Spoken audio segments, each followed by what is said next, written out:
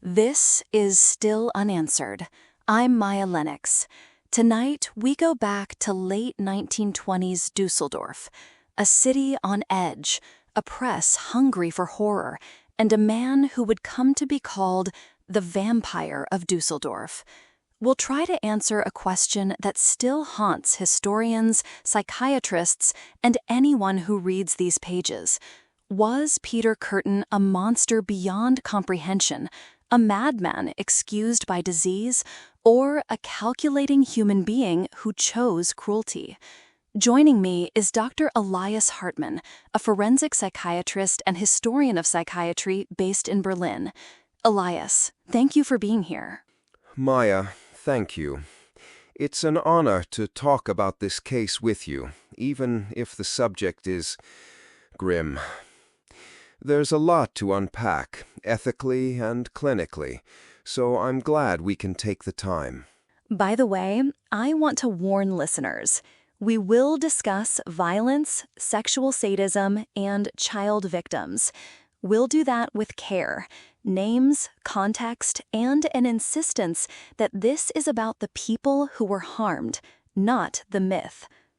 Elias, to begin, set the scene.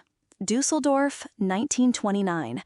What did the city look like, and why was it primed for the panic that followed? Right. Picture a densely built industrial city on the Rhine. The Weimar Republic was in its late, fragile years. Economic tremors after hyperinflation, then a dawning Great Depression. Politics were polarized, newspapers sensational, and social trust low. In that context, when a series of violent, apparently random attacks began, people were primed to imagine the worst. A predatory, almost supernatural presence among them. The tabloids fed that fear, and that fear fed the tabloids. It's a feedback loop. So the city's anxiety made the crimes feel larger, more immediate, more terrifying. Let's turn to the man in the center of this storm, Peter Kürten, born May 26, 1883, in Mülheim am Rhein, third of 13 children, according to records. Elias, you've studied his early life closely. How much does his childhood explain anything? It helps explain patterns, Maya, but it doesn't excuse. Kürten's childhood combined severe poverty, overcrowding, and a household dominated by an alcoholic, violent father. There are documented episodes of domestic sexual violence, including an incident where his father was imprisoned for attempting to molest a daughter. For a developing child, that normalizes violence and entwines sexuality with domination and humiliation. Add early cruelty to animals and reported acts of pushing peers to drown. These are classic red flags in later violent trajectories. Classic red flags. And yet, as you always remind me, many people show markers of trauma and never become killers. So we have to be cautious about causal storytelling. Exactly. We can say the environment created certain vulnerabilities, emotional dysregulation, a warped model of intimacy, and a taste for control. But the path from cruelty to serial murder is not linear or inevitable. There are biological factors we don't fully understand, social ones, and choices at multiple points. Kürten's life shows an accumulation of insults, poverty, prison, humiliation, that together shaped an individual prone to violence. But to call that destiny would be simplistic. Let's walk through that accumulation. Early on, he drifted into petty crime, theft, burglary, arson. He later claimed sensation from watching firefighters and crowds. That prurient fascination with reaction, with spectacle, that's interesting, isn't it? Very. Some offenders derive gratification from not just the act, but from being observed, or from being observed, their acts provoke. With Kürten, arson was a rehearsal for larger transgressions. He would start fires and stand watching. The fire becomes metaphorical. He craved the heat of attention and the breakdown of social order, perhaps. And arson is a crime of power. You create a situation in which others are vulnerable. But the first confirmed murder we can reliably link to him dates back to May 25, 1913, the killing of 9-year-old Christine Klein in Mülheim. The official account says he entered the apartment intending burglary, found Christine asleep, strangled her, slashed her throat, and later described sexual arousal at the sight of blood. Listeners, let that sit for a moment. It's a chilling, early example of what psychiatrists at the time and later called Lustmord, or sexual murder. The combination of intrusion into domestic space, child victim, and the later return to observe grief fits a pattern of deriving intense gratification from transgression, blood, and the emotional fallout. In clinical terms, this suggests paraphilic interests so closely tied to violence that they become central to the offender's sexual identity. And then, just months later, the attack on 17-year-old Gertrude Franken, strangled until he thought she was dead, but she survived. Then, arrested not for murder, but for arson and burglary, sentenced to 6 years, which extended into 8. Prison seems important here. Elias, how did incarceration shape him? Prison reinforced what was already there. He reported being abused and hardened in custody. Prison can intensify fantasies when it isolates someone from normalizing influences. For some offenders, it's a place of incubation. He read, thought, and refined his fantasies of revenge against society.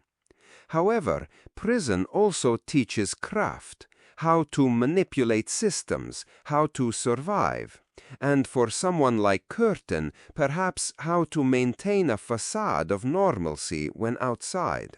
He's released in April 1921, marries Augusta Scharf, a woman with a complicated past of her own, and paradoxically manages to present as a stable, working-class husband. Yet, behind closed doors, he needed violence and blood to achieve sexual satisfaction, he said. I want to pause there. That duality, public normalcy, private sadism, it's almost the archetype of the modern serial killer. Elias. Yes, that duality is essential.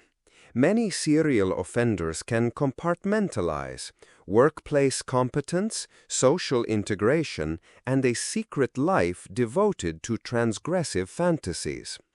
That capacity for compartmentalization makes detection difficult.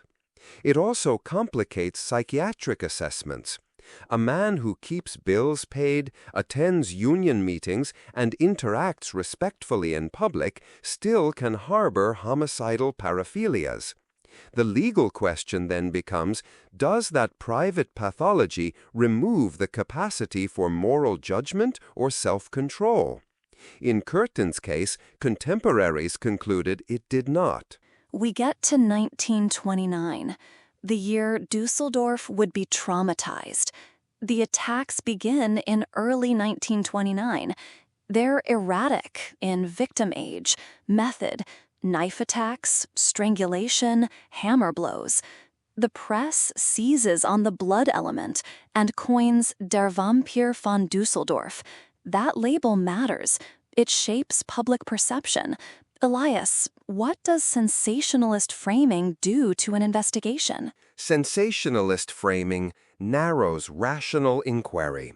It feeds the narrative that there's a single monstrous figure responsible for all disturbing acts, which can be true in some cases, but misleading in others.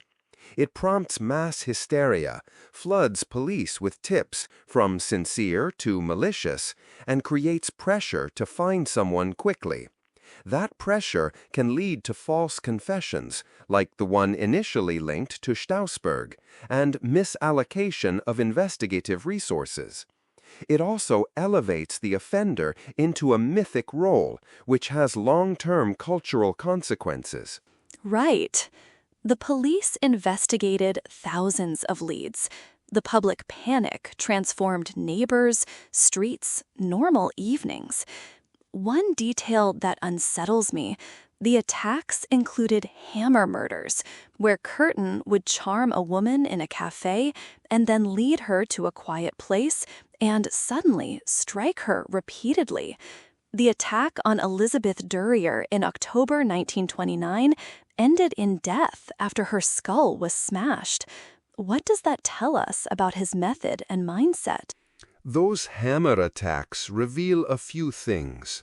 First, his ability to pass as a pleasant, ordinary man allowed him to gain victims' trust.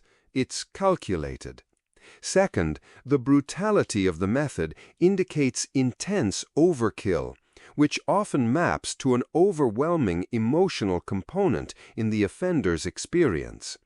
Hammering the head is intimate, tactile, and messy.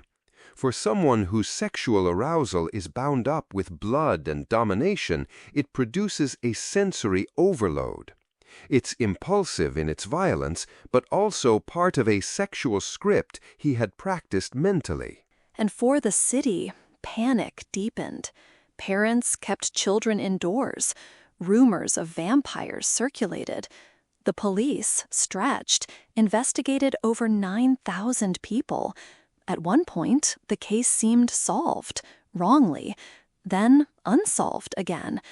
This is the typical pattern of a community searching for certainty in chaos, until a letter changed everything. Yes, the Maria Budlik letter is crucial. Budlik was attacked, escaped, and wrote about it in a letter that accidentally found its way into police hands. Her detailed description of her attacker and subsequent retracing of steps put the police on a different path. The police methodology-intensive follow-up, rather than only lineups, was important. It allowed observation of who behaved strangely when the investigation was near their residence. And that led to a very human moment. Peter Kürten confessed to his wife. That moment is wrenching. Auguste was told by her husband that he'd been linked to the Maria Budlik assault and that he might face long prison terms because of his record. He confesses fully to being the vampire and, disturbingly, offers her a deal. If she turns him in, she can claim the reward. She does go to the police. On May 24, 1930, police arrest Kürten at their home. Elias, how do you read Auguste's decision? It's complex. She had to choose between loyalty to a husband, with whom she had built a life, despite his faults, and the possibility of a reward that might secure her future. But we should also recognize the moral horror of living with that knowledge.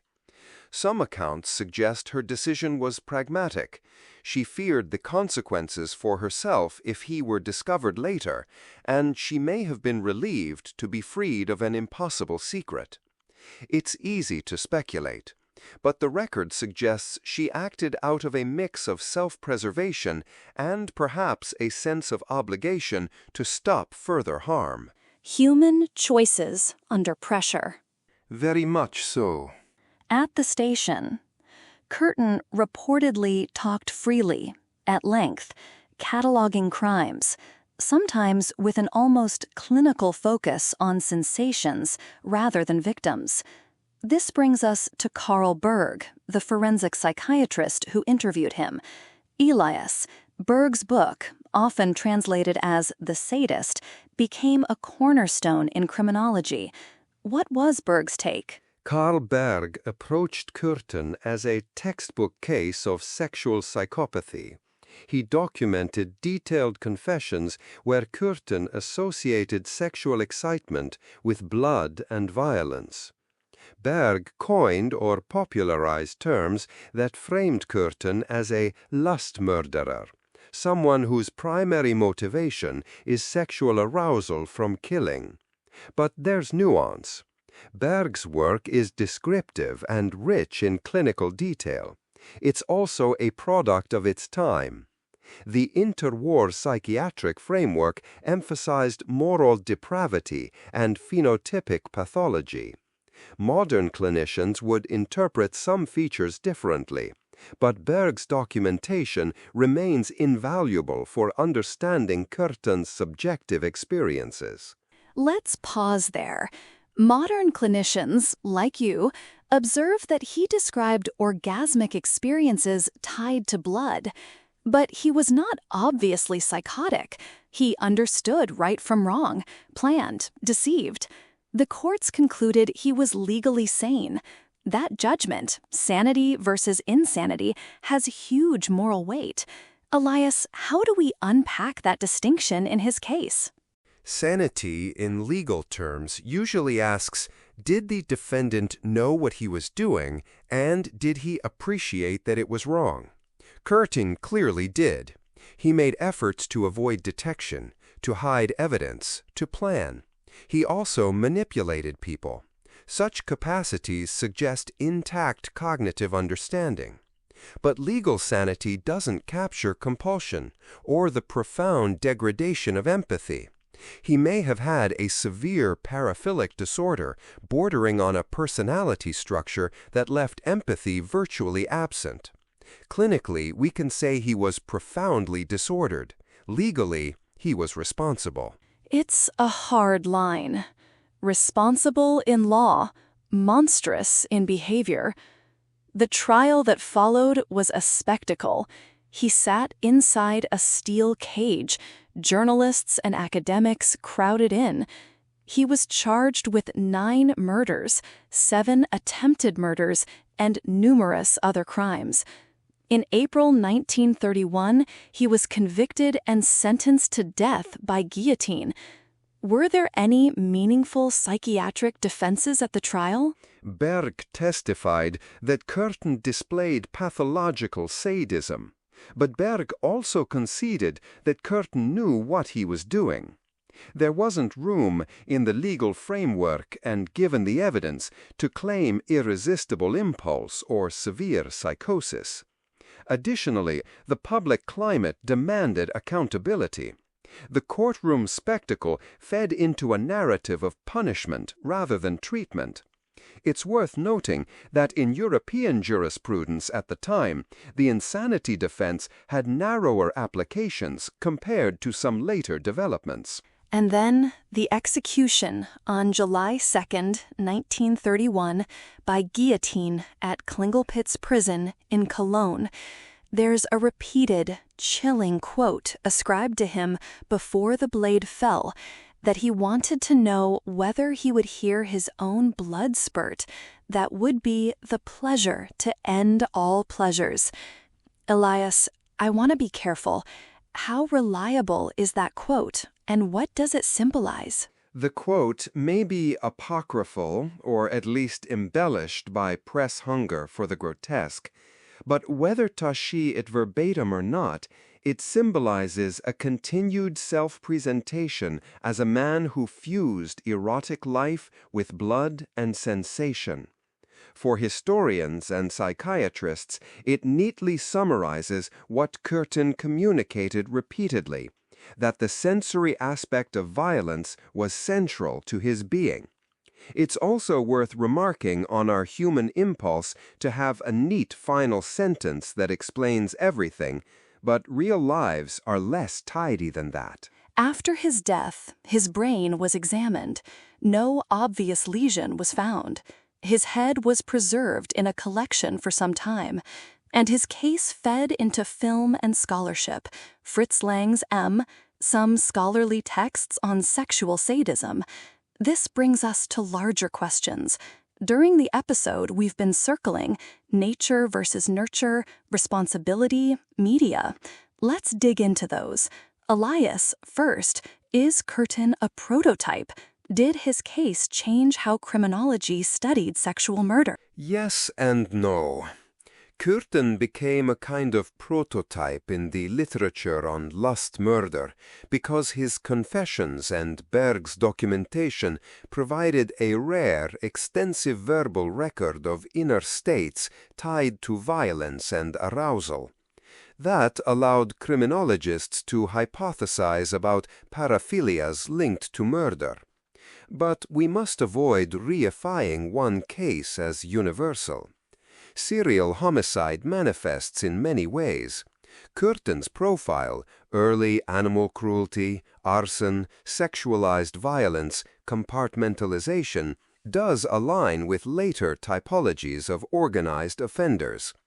His case helped push profiling and psychiatric assessment forward, but it also risked simplifying complex phenomena into headlines. Which brings us to the media's role. Tabloid headlines calling him a vampire probably made the city more fearful and perhaps even fed the killer's fame. Today, in our era of podcasts and streaming true crime, do we repeat that cycle? Undoubtedly. Modern media amplifies sensational details more rapidly and widely. That can increase copycat risk, glamorize offenders, and re-traumatize victims' families. There's a tension between public interest and ethical reporting. Responsible coverage should center victims, avoid gratuitous detail, and resist turning killers into anti-celebrities. The Kürten case is an early lesson. Sensational labels sell newspapers, but they distort public understanding and can hinder justice. Victims. We keep returning to that word because it must be central. Christine Klein was 9, Gertrude Homaker, 5, Louise Lenzen, 14, Ida Reuter, Elizabeth Dorier, women whose lives ended or were forever altered. Their stories are often reduced to headlines. How do we restore dignity to their memories in retelling? Speak their names. Tell what is known about them beyond the moment of violence. And resist eroticizing or sensationalizing their deaths. Contextualize the loss, family, community, long-term trauma, and discuss the social conditions that left them vulnerable. That is, make victims people again, not mere instruments in the narrative of a killer's pathology. Something else I want to probe. The line between compulsion and choice. Kürten often framed his violence as a need. He used words like urge and spoke of fantasies like cravings. How does modern psychiatry think about such drives? Can compulsion ever mitigate responsibility? It's complicated. Psychiatry recognizes compulsive behaviors and paraphilic disorders, and in rare cases, a compulsion can be so irresistible that it undermines control. But legal systems demand a high burden to excuse behavior on that basis. Clinically, many people have intrusive, harmful impulses but do not act because of conscience, empathy, or fear of consequences. Kürten acted repeatedly, deliberately, and with efforts to conceal his crimes. Clinically, we call that a failure of inhibitory control combined with a deviant reward system. The act produced intense reinforcement for him. Yet that alone does not equate to legal insanity. The moral discomfort is persistent. We can explain, map, and classify, but the sheer human horror remains. Let's talk about policing and the investigation. The Düsseldorf police were inundated. Thousands of leads, tens of thousands of pages. What can modern policing learn from that era? Several lessons. First, the value of careful, methodical follow-up over sensational grabs. The Maria Budlik retracing was procedural and humane and, crucially, effective. Second, the need for interjurisdictional coordination. Crimes that vary in method can be wrongly ascribed to different offenders unless agencies share information. Third, the importance of resisting tunnel vision and false confessions. And fourth, the role of forensic psychiatry early on to frame investigative hypotheses rather than post hoc rationalizations. Quick question.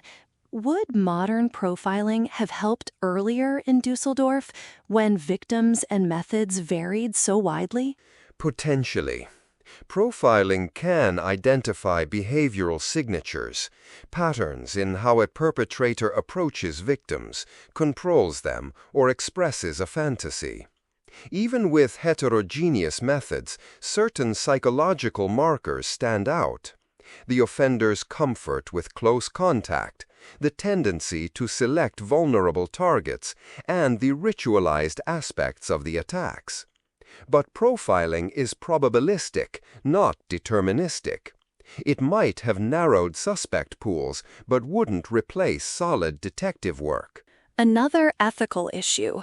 Berg's book and interviews gave Kürten a platform, an almost clinical celebrity.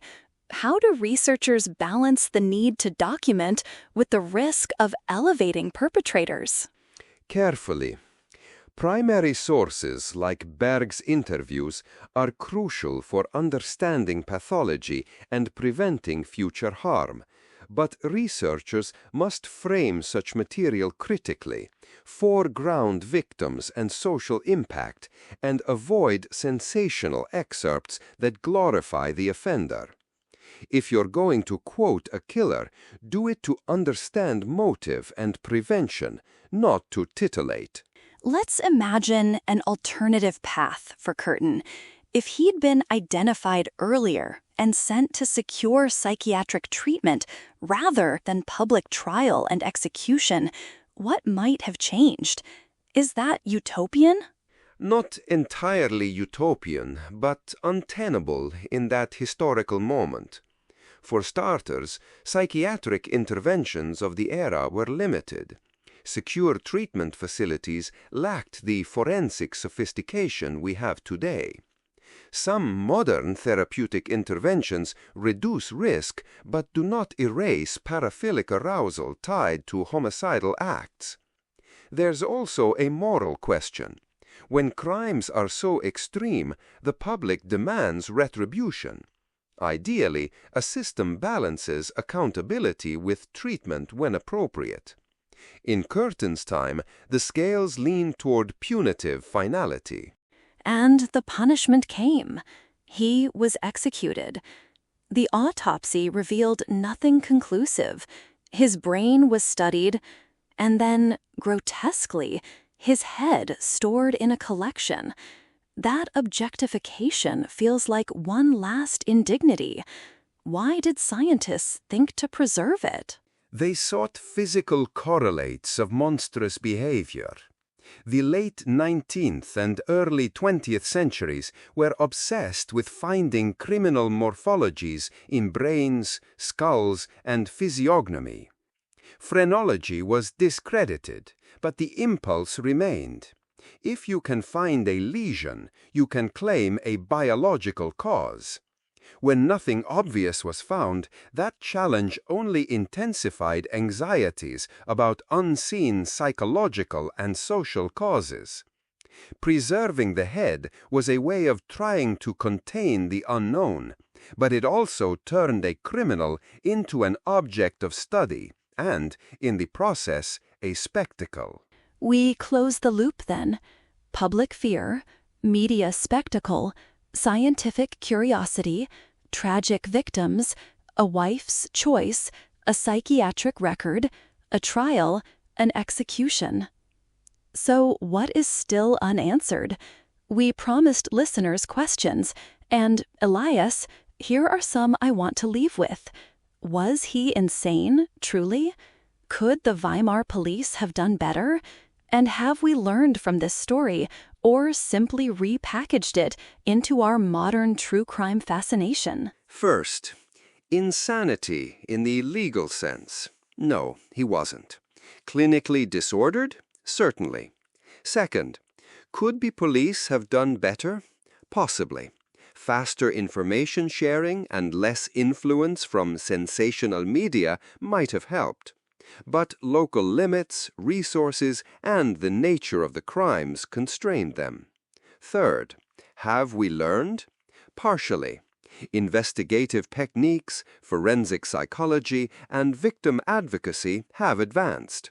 But our appetite for lurid stories remains. The risk now is global amplification. True crime media can re-traumatize and mythologize if not handled responsibly. I want to end where we started, on the victims. Their names again, with respect. Christine Klein, Gertrude Hamacher, Louise Lenzen, Ida Reuter, Elizabeth Durrier, Gertrude Schulte, and others. Conditions that breed violence. Elias, any final thought for listeners who study such cases because they seek understanding? Yes. Seek nuance.